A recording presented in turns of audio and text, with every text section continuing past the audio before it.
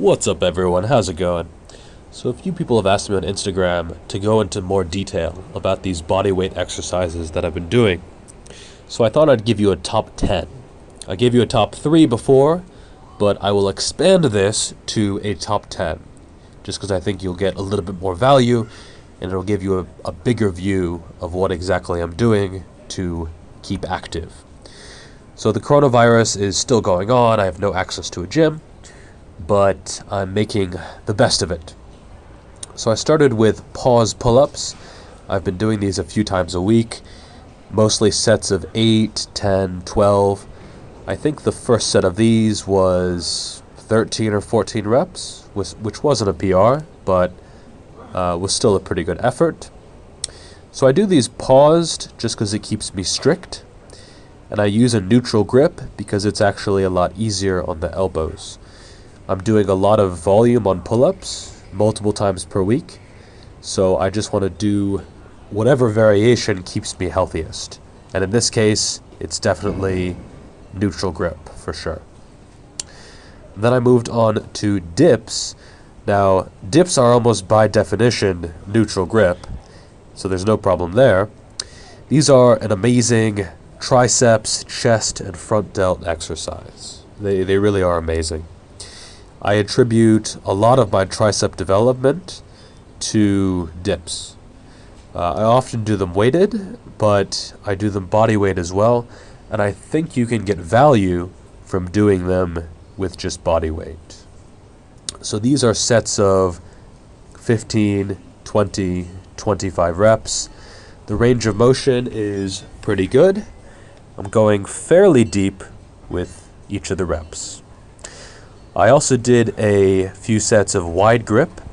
Now, a wider grip is going to be more chest and front delts, whereas a narrower grip is going to be more triceps. That's the biggest difference. Both are good movements, and you should do both of them. I find that a narrower grip is actually a lot easier on the shoulders, so if you have any kind of shoulder issues, I would definitely go with a narrow grip. Then I moved on to lunges. Last workout I did 5 sets of 100, if you can believe it. But today was relatively easy. It was just 1 set of 200. So this was pretty miserable. The last 100 reps or so were pretty brutal. This is sped up 4 times. So the set actually took about 6 or 7 minutes.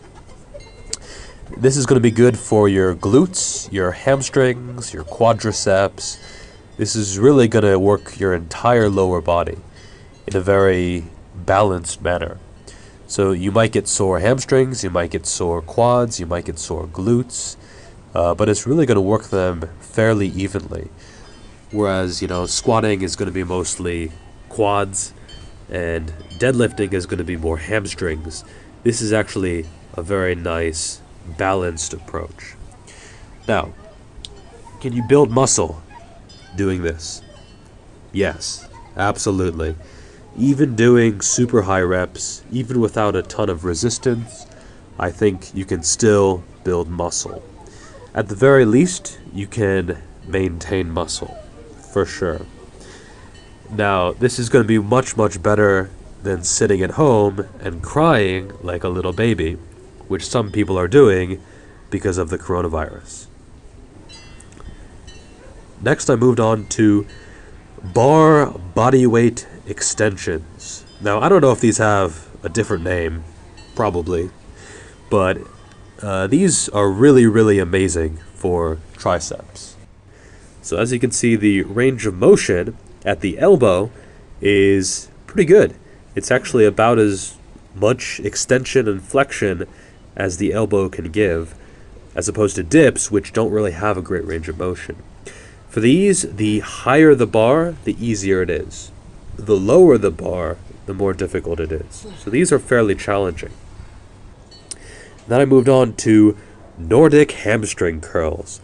These are really, really difficult, and they're probably the best hamstring exercise in existence.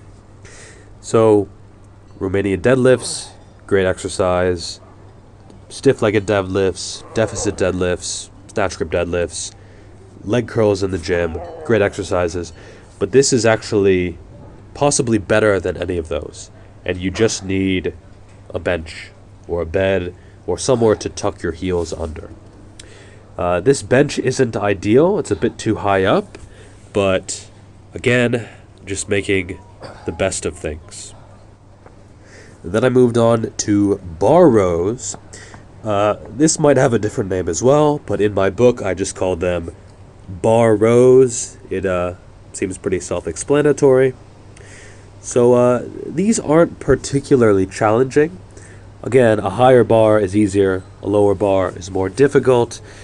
These work the back in a different way compared to pull-ups. Pull-ups are great, pull-ups are more challenging, but these are going to work the rear delt and the traps in a way that is quite different, as well as the rhomboids and a few muscles in the upper back. Try to get full range of motion, touching your chest to the bar with each rep, and keeping letting your shoulders sort of shrug up at the bottom position. So you're actually moving at the scapula, the way that your back intends to move. Alright, then I moved on to Bulgarian split squats. Now, these are similar to lunges, but actually better in a lot of ways. So one good thing is that it has constant tension. So there's constant tension on the muscle that you want to be targeting. With lunges, you don't really have that because you're doing, left foot, right foot, left foot, right foot. For these, you can really focus on the quads, on the glutes, on the hamstrings. Another good point is that the range of motion is a lot higher. So you can see me going pretty deep in these last few reps. This is really, really good for hypertrophy. Range of motion is crucial for muscle growth. Really, really important. I switched legs, and this shows you another benefit of this exercise. So for me, my right leg is actually easier to balance, and my left leg is more difficult. So you can see I'm having more trouble with this set than the previous set, just because I feel a little bit off. I feel a little bit, you can actually see me lose my balance there. I'm not always going to show perfection. I'm going to show you the reality. So this is a good way to show you if you have any muscle imbalances. Alright, then I moved on to, I think these are called Pike push-ups. So these look ridiculous, I know. they look absurd. But these are really good for triceps and for upper chest.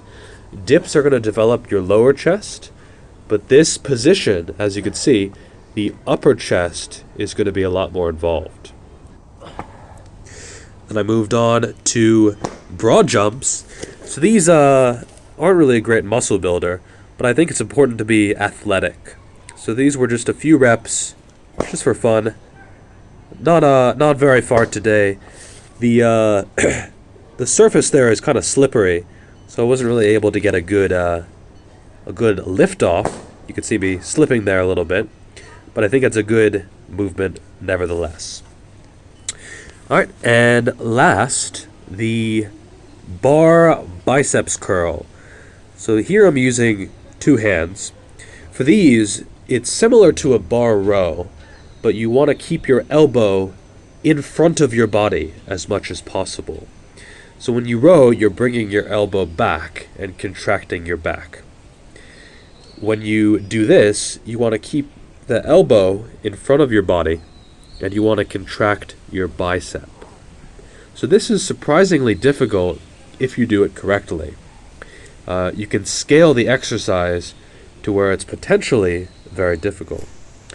Then I did a few reps with one arm, and this is legit one of the most difficult biceps exercises that I've ever done.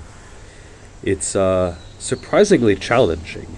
you can get a really good stretch and then a really good contraction as well. Alright, that is it for today. Make sure to like and subscribe, and I will see you next time.